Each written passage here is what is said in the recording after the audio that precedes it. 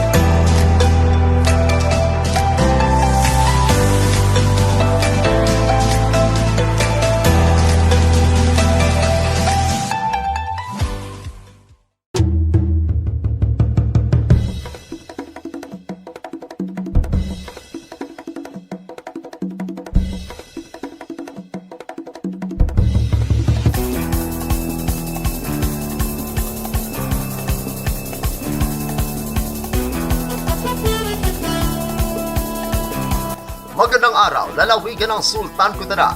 Narito na mga pangunahing balita sa Sultan Kudarat Headliners ngayong Disyembre 2, taon 2023. Senior citizen nahulog sa balon, patay. Narito ang ulat. Dito sa balon na ito, nagwakas ang buhay ng isang ginang matapos nahulog sa balon pasado alas 3 na madaling araw sa Sitio Cala, Barangay Tagisan nitong bayan ng Libak, lalawigan ng Sultan Kudarat. Positibong kinilala ng Libak PNP ang nasawing biktima na si Leticia Labore, 67 taong gulang at naninirahan sa nabanggit na barangay. Lumabas sa investigasyon ng Libak Municipal Police Station, maagang nagising si Labore para magsaing. Ngunit sa hindi inaasahan, kumuha ulit si Labore ng tubig na aksidenteng nahulog at tuluyang bumulusok ito sa balon. Posibleng nadulas ang biktima dahil wala lang naman anumang bakod sa palibot ng balon na tinatayang may lalim na 10 talampakan. Sa pahayag ng anak ng biktima, maaaring buhay pa ang kanyang ina kung hindi na unang bumulusok ang ulo dahilan para doon na binawian ang buhay. Sa kwento pa ni Christopher, patay na nang matagpuan ng kanyang ina dahil malamang oras na ang dumaan bago pa niya ito natuklasan. Dagdag pa sa salaysay ni Christopher, alas 4 ng umaga nang matagpuan dahil sa panahon na iyon ay dinalaw siya ng kanyang tawag ng kalikasan. Kumbinsido naman ang pamilya ni Labore na walang foul play ayon sa investigasyon ng Libak PNP.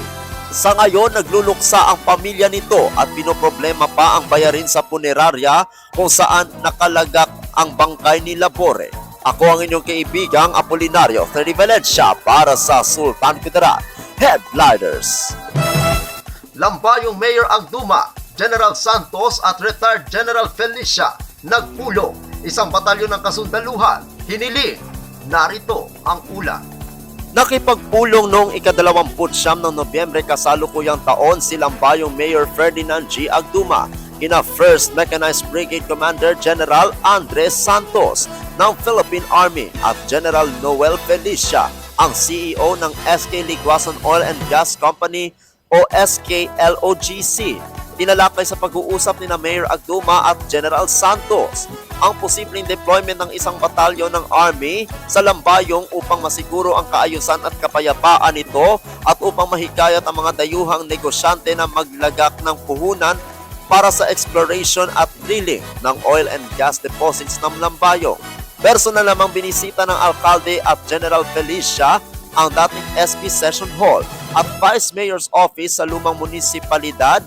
Personal namang binisita ng Alkalde at General Felicia ang dating SP Session Hall at Vice Mayor's Office sa lumang municipal compound para sa renovation nito upang pansamantalang magamit ng SKLOGC bilang pansamantalang tanggapan nito.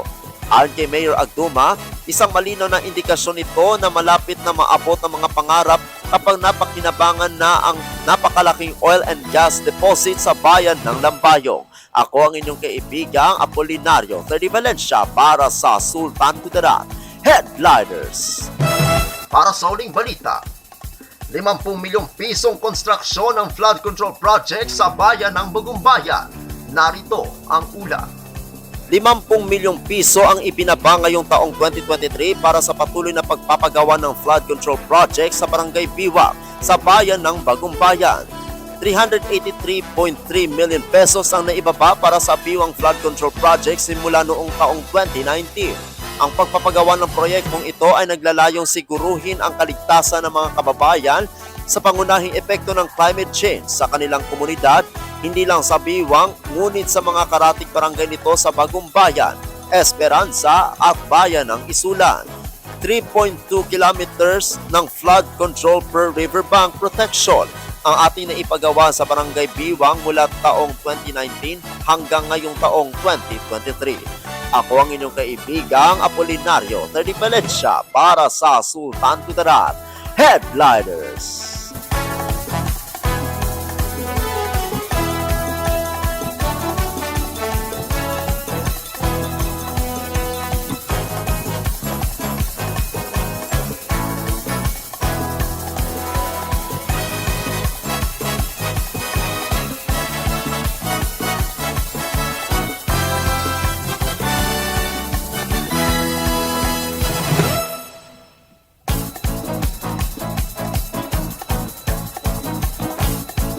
Atin ang kabuo ang mga balita sa araw na ito.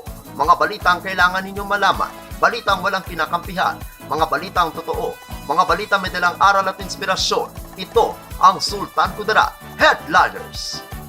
Hanggang sa Lunes, happy weekend. Maraming salamat at magandang araw, kaibigan.